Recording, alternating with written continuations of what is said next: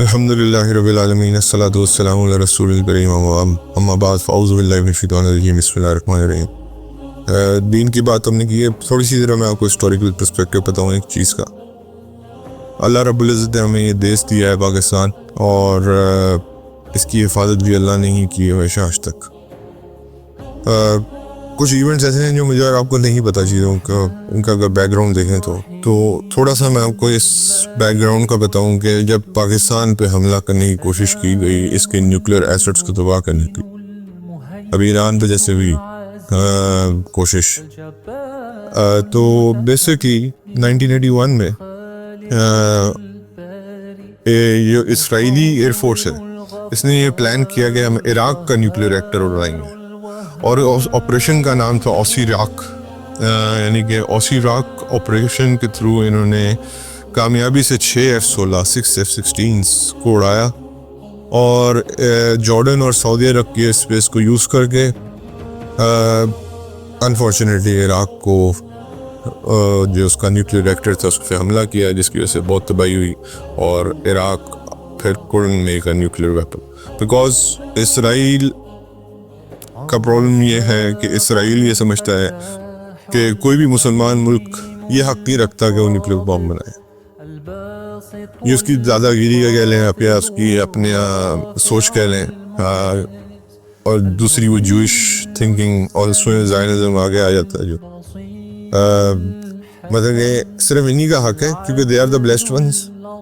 یہ سوچتے ہیں نا کہ ان سے بہترین کوئی نہیں ہے اللہ کے ہاں, تو صرف انہی کا حق ہے, لیکن کوئی مسلمان کنٹری جو ہے یہ کام نہیں کر سکتی.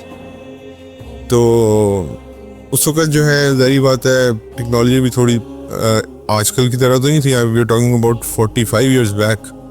تو ایکسٹرا فیوڈ ٹینکس لگا کے ایک لمبا مشن تھا جس کے اوپر جا کے پھر یہ تباہ کیا گیا.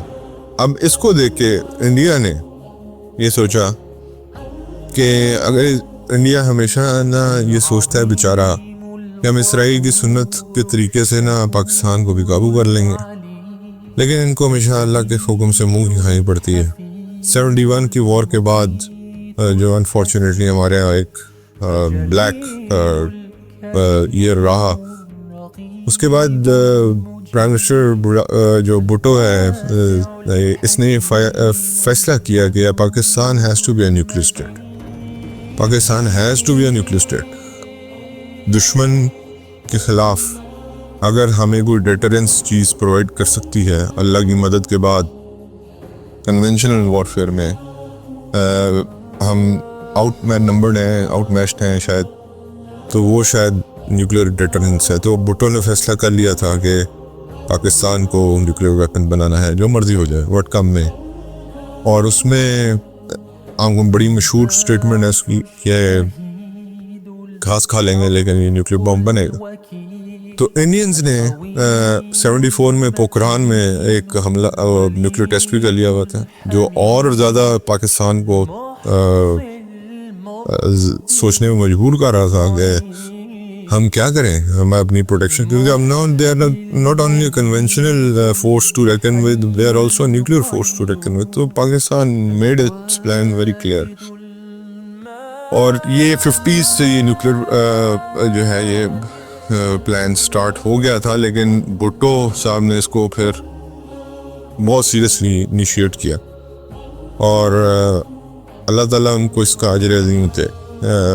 اس کے بعد جی انڈیا نے پلان کیا کہ ماؤ ایک ان کا سینٹر ہے,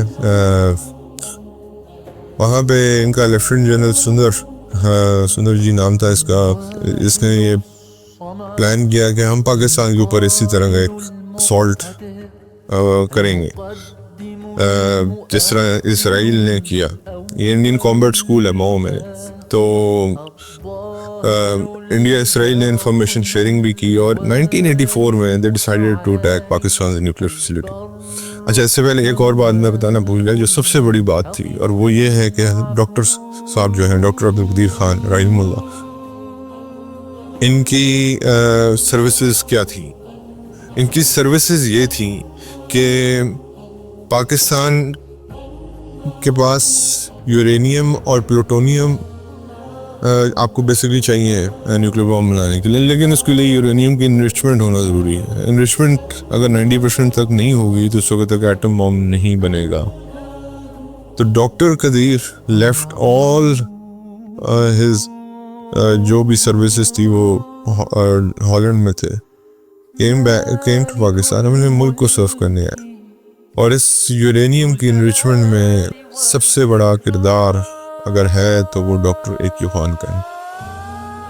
وہ پھر ایک ادر سٹوری ہے کہ ہم نے ان کے ساتھ کیا کیا, جو اللہ معاف کرے جو ہمارے اتنے بڑے محسن تھے ان کے ساتھ ہم نے کیا کیا وہ آپ کو پتہ ہے.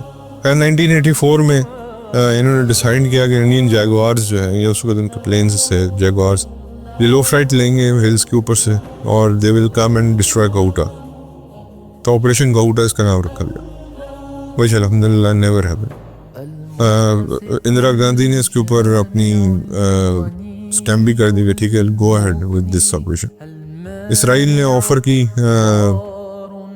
کہ ہم آپ کی مدد کرتے ہیں اس آپریشن کے اندر, تو اگر آپ نہیں یہ کر سکتے تو we can help you because we have F-16s, you have jaguars. ہمیں بس یہ پرابلم آئے گا کہ ہمیں ری فیولنگ کرنی پڑے گی ایک دفعہ, تو ہم یہ آپریشن مطلب we will send our F-16s to India. Jammu کے اوپر سے ہم جائیں گے and we will attack out and come back and refuel and then we will leave for our country. تو خیر اس کے بعد جی یہ قدیر ریسرچ لیبارٹریز میں یہ کام چل رہا تھا. اب جنرل ضیاء کی حکومت آ چکی تھی اور یہ پہلے ایک ورک شاپ کہلاتی تھی, پھر اس کو انجینئرنگ ریسرچ لیبس کہا گیا, پھر جنرل ضیاء نے اس کا نام رکھا قدیر ریسرچ لیبس, عبدالقدیر کے نام پہ, ڈاکٹر عبدالقدیر کے نام پہ. آج بھی یہ ARL کے نام سے مشہور ہے. اور یہاں پہ بیسکلی یورینیم انرچمنٹ ہو رہی تھی. سینٹریفیوجز جو ہیں, گاڑی کا RPM جیسے ہوتا ہے نا, آپ نے میکسیمم گاڑی کا RPM دیکھا ہے کہ 8 ہے, اور وچ از ناٹ ریکمینڈیڈ اوبیسلی. گاڑی کے انجن کو بہت, یہ 60 to 70,000 RPM پہ گھومتی ہے ٹو میک یہ سارا اس آپریشن کے لیے. خیر اس وقت اسرائیل جو ہے وہ ظاہری بات ہے, اس کا والد صاحب جو ہے وہ امریکہ ہیں, تو والد صاحب سے وہ جو ہے نا وہ نہیں اجازت ملی اس آپریشن کی, کیونکہ ریزن یہ تھی کہ اس وقت US کو پاکستان کی بہت ضرورت تھی. ریئلٹیز کی بات ہے, آپ کو پتہ ہے سوویت انویژن ہوا تھا, ایران میں وہ آ چکا ہوا تھا, ریولوشن آ چکا ہوا تھا, افغانستان میں سوویتس بیٹھے ہوئے تھے, تو اس وقت Pakistan was geopolitically most important area for US. اور جب انڈیا نے دھماکہ بھی کر دیا تھا تو US کو یہ بھی ٹینشن تھی کہ اگر یہ پاکستان بھی خدا نخواستہ نے پاکستان میں حملہ کر دیا تو یہ ہماری تو بیس چھوڑ جائے گی اس وقت یہاں سے. سارا طالبان کا جو جہاد تھا, جو جہاد چل رہا تھا وہ ادھر سے چل رہا تھا. تو اس چیز کا فائدہ جنرل ضیاء نے اٹھایا, ویری انٹیلیجنٹ ان دس. اور US ایمبیسڈر نے انسٹیٹیوٹ آف اسٹریٹجک اسٹڈیز میں کہا, بھی اس کا نام تھا ڈین ہنٹن, اس نے کہا کہ ہم جو ہے نا ول بیک پاکستان, اگر کوئی بھی مس ایڈونچر ہوا پاکستان کے ساتھ تو ول بیک پاکستان. کوئی پاکستان کی محبت میں نہیں تھا, لیکن یہ کہ اس وقت پاکستان کی ضرورت تھی. اور پاکستان کو انڈیا نے کنوے کر دیا, پاکستان نے انڈیا کو کنوے کر دیا تھرو ملٹری چینل, جیسے آج کیا جاتا ہے کہ ہم تمہارا اگر تم گاؤڈا پہ آتے تو ہم ٹرامبے پہ آئیں گے. ٹرامبے ان کا ایک نیوکلیر ریکٹر ہے جو کہ آلریڈی کئی دفعہ کنٹرول میں نہیں آتا, تو بامبے میں بیسڈ ہے, تو ہم پھر اس پہ حملہ کریں گے. تو یہ جو ہے اندرا گاندھی صاحبہ جو ہے وہ ڈر گئیں, اور اس کے بعد اس نے رول بیک کیا. 84 والا پلان رول بیک ہو گیا. آج جو انڈیا کا فارن منسٹر ہے جے شنکر, اس کا والد تھا سبیامن, اس نے بڑا اگینسٹ بولا اندرا گاندھی کے کہ یہ اچھا خاصا پلان تھا پاکستان کو ڈی نیوکلیئرائز کرنے کا وٹ ایور. تو جے شنکر کی خون میں ہمیشہ اینٹی پاکستان بلڈ دوڑا ہے, یہ یاد رکھیے گا. خیر یہ پلان دوبارہ ریسرفیس ہوا 86-87 میں, جب یہ سندر جی جو ہے, یہ جو اس وقت جس نے پلان بنایا تھا, یہ became an army chief of Indian army, اور اس نے براس ٹیکس کے نام سے نا ایکسرسائز شروع کی پاکستان کے بارڈر پہ.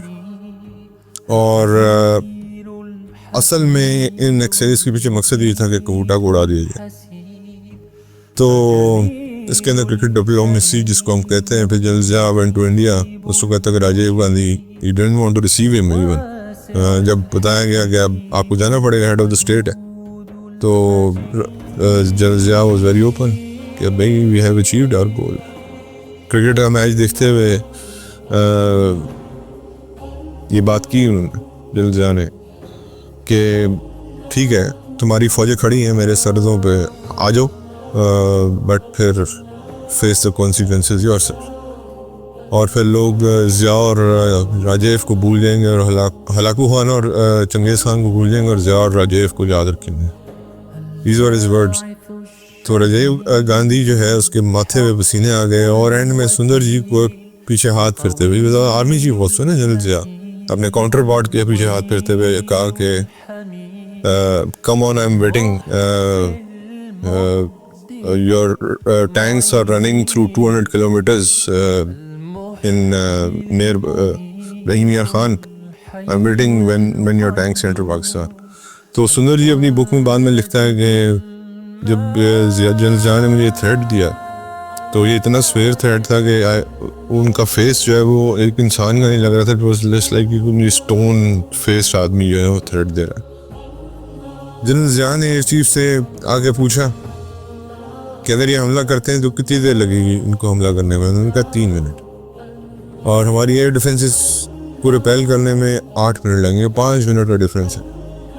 تو پھر پاکستان کی ایئر ڈیفینس کو بھی اپ گریڈ کیا گیا, اور الحمدللہ کچھ بلونز ہوا میں ویسے ہی چھوڑے گئے ہوئے تھے کہ اگر کچھ جیٹس آتے ہیں تو وہ ان کے اندر ایکسپلوسو مواد. تو اللہ رب العزت نے اس پلان کو بھی ناکام کیا, اور امریکہ کو ہم نے فدو یہ لگایا کہ دس از آن دا بیک برنر. نیوکلیئر 10 سال تھے یار سوویت اٹیک کے, اس میں ہم جنرل ضیاء کی انٹیلیجنس کو سلام ہے, اللہ تعالیٰ ان کو بھی جزائے خیر دے, کہ مطلب کہ یہ 10 سال میں انہوں نے صرف یہ نہیں اچیو کیا, پاکستان کو ایک نیوکلیئر الحمدللہ کنٹری بنا دیا. بس یو ایس کے ساتھ کچھ ان کے یہ ڈیسائیڈ ہوئے تھے ٹھیک ہے ابھی ہم ٹیسٹ نہیں کریں گے, اور ابھی ہم یہ اوپنلی نہیں بتائیں گے. نکسن نے جیسے اسرائیل کو کہا تھا 69 میں کہ اوپنلی ڈکلیئر مت کرنا اس جنگ کو, اپنے نیوکلیئر وارہیڈز کو. تو اور دس ول بی انڈیا پرون, ہمارا کوئی ابھی فی الحال مقصد نہیں ہے انٹرنیشنل جانے کا. تو کرتے کراتے انڈیا اب یو ایس کو کنونس کر لیا, 2 چیزیں کا فائدہ اٹھا لیا, یو ایس ایس آر سے بھی بچ گئے, رشیا کی فوجوں سے بھی بچ گئے, اور اللہ رب العزت نے پاکستان کو نیوکلیئر بام بھی بنا دی. اب آج کے زمانے میں آ جائیں, اگر یہ دوبارہ کوشش کرتے ہیں ہم پہ حملہ کرنے کی ہمارے آج کے اس نے, تو دے نو اٹ کہ اگر ہم سے 86 87 یا 84 میں نہیں ہو سکا 45 ایئرس بیک, اس کو پاکستان کی لیبارٹریز میں ابھی تک صرف یورینیم انرچ ہو رہا تھا, کچھ بھی نہیں ہوا تھا. تو آج تو we are sitting advance stage الحمدللہ. اللہ کی ذات کا لاکھ لاکھ شکر ہے, ڈاکٹر صاحب کی سروسز کا لاکھ لاکھ شکر ہے, بھٹو صاحب اور جنرل ضیاء کی ان پولیٹیکل ویژن کا لاکھ لاکھ ان کو اللہ تعالیٰ جزائے خیر دے اس چیز پہ. Now you are dealing with an advanced nuclear country which has 175 to 200 warheads اور 810 ڈیلیوری سسٹم ہے پاکستان کے پاس جہاں سے پاکستان نیوکلیئر بم فائر کر سکتا ہے. تو ابھی کل پرسوں ہی DGISPR سے جب یہ سوال پوچھا گیا اگر اسرائیل has a plan to destroy Pakistan's nuclear asset, so he said then this world will not be able to handle the catastrophe which will happen. پھر ہم سے شکایت مت کیجیے گا کہ ہم کیا کریں گے عربی سے. تو یہ جو اللہ نے آپ کو ڈیٹرنس دیا ہوا ہے اس پہ ہمیں اللہ کا شکر ادا کرنا چاہیے, اور جو دشمن آج آپ کی طرف نہیں دیکھ سکتا. اور ایک اس میں یہ بھی پہلو آتا ہے کہ ایک روحانی شخص نے ضیاء الحق کو یہ بتا دیا تھا کہ they are planning to attack at 4 4 AM in the night, اور 12 بجے ان کو یہ بات بتائی گئی تھی. اور جنرل ضیاء نے HE سے بات کی. اس وقت امیڈیٹلی 3 اسکواڈنز بھی تیار کیے گئے تھے.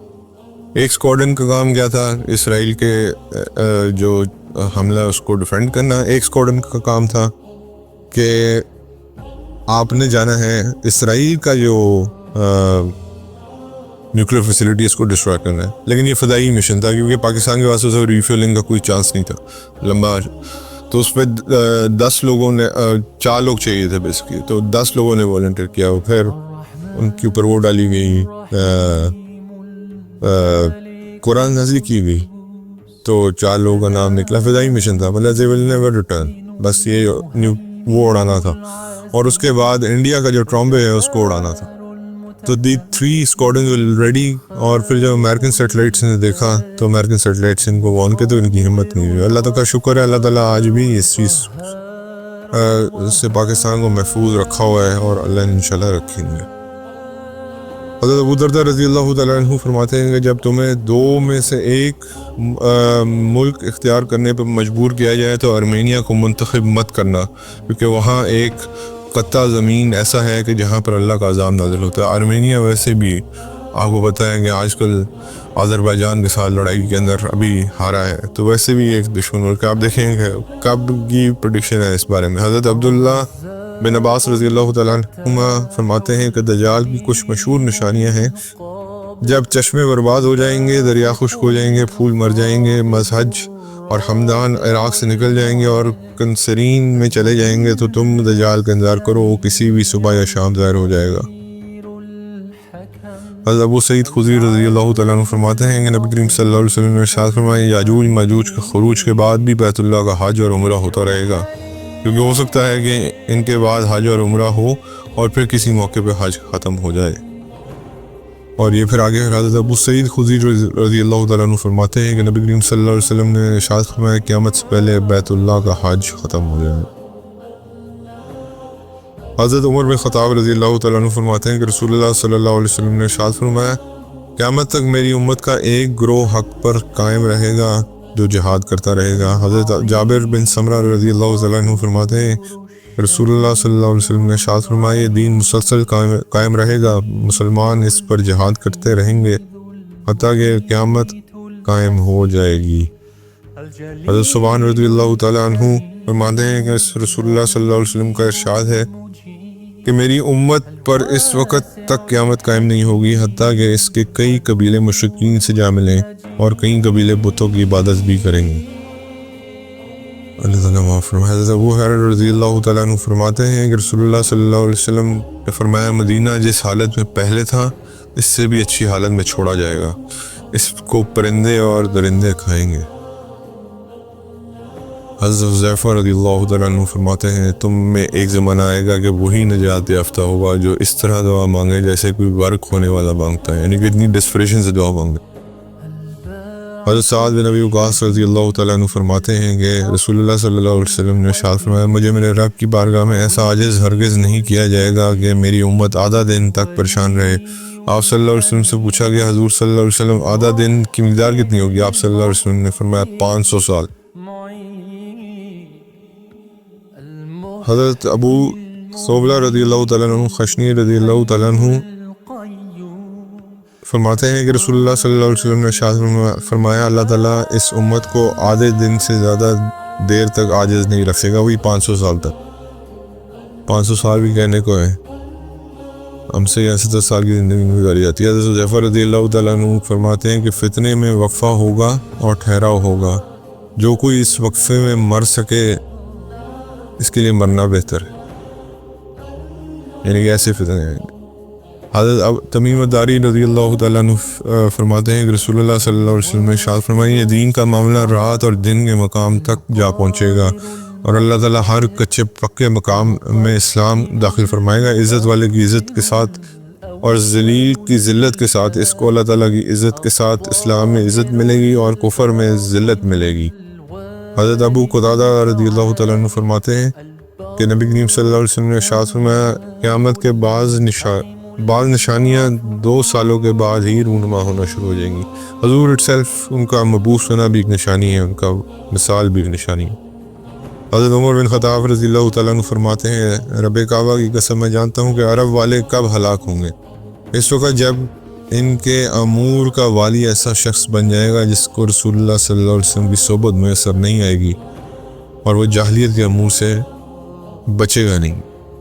تو آج اب عرب کی تباہی اور دیکھ لیں اللہ کہ نبی کی صحبت تو بہت دور کی بات، یہ جہالت ہی آج عرب نے تباہ کر دیا ہے عرب کو انہوں نے۔ حضرت معاذ بن جبل رضی اللہ تعالیٰ عنہ فرماتے ہیں کہ نبی کریم صلی اللہ علیہ وسلم نے ارشاد فرمایا جنگ عظیم، فتح قسطنطنیہ اور دجال کا خروج 7 مہینوں میں ہوگا، یہ 7 مہینوں کے اندر یہ تینوں ایونٹس ہوں گے۔ حضرت نافع بن عتبہ رضی اللہ تعالیٰ عنہ فرماتے ہیں کہ رسول اللہ صلی اللہ علیہ وسلم نے ارشاد فرمایا تم جزیرہ عرب سے جنگ کرو گے اور اللہ تعالیٰ تمہیں فتح عطا کرے گا، پھر تمہارا روم سے جنگ ہوگی، اللہ تمہیں اس پہ بھی فتح عطا کرے گا، پھر فارس سے جنگ ہوگی، اللہ تعالیٰ تمہیں اس پہ بھی فتح عطا کرے گا، پھر تم دجال سے لڑو گے، اللہ تعالیٰ تمہیں اس سے بھی فتح عطا کرے گا۔ یعنی کہ جزیرہ عرب سے بھی لڑائی ہونی ہے جی۔ حضرت علی رضی اللہ تعالیٰ عنہ فرماتے ہیں کہ اس امت میں 5 فتنے آئیں گے، ایک فتنہ عام ہوگا، پھر ایک فتنہ خاص ہوگا، پھر ایک فتنہ عام ہوگا، پھر ایک فتنہ خاص ہوگا، پھر ایک اندھا بہرا اور گونگا فتنہ آئے گا، اس فتنے میں لوگ جانوروں جیسے ہو جائیں گے۔ حضرت ابو امامہ رضی اللہ تعالیٰ عنہ فرماتے ہیں کہ رسول اللہ صلی اللہ علیہ وسلم نے ارشاد فرمایا آخری زمانے میں امت میں کچھ لوگ ہوں گے جن کے پاس گائے کی دم کی مثل کوڑے ہوں گے، وہ اللہ کی ناراضگی میں صبح کریں گے اور اسی کے غضب میں شام کریں گے۔ حضرت حذیفہ رضی اللہ تعالیٰ عنہ فرماتے ہیں تم اس وقت تک بھلائی پر قائم رہو گے جب تک تم پر ایسے حکمران نہیں آئیں گے جو اپنی مرضی سے جب دل آئے تمہارے حق تمہیں دیں اور جب دل چاہے روک لیں۔ یہ دور گزر رہا ہے آپ کے سامنے۔ اور حذیفہ رضی اللہ تعالیٰ عنہ فرماتے ہیں تمہارے حکمران ایسے ہوں گے جو تمہیں تکلیفیں دیں گے، اللہ تعالیٰ ان کو عذاب دے گا۔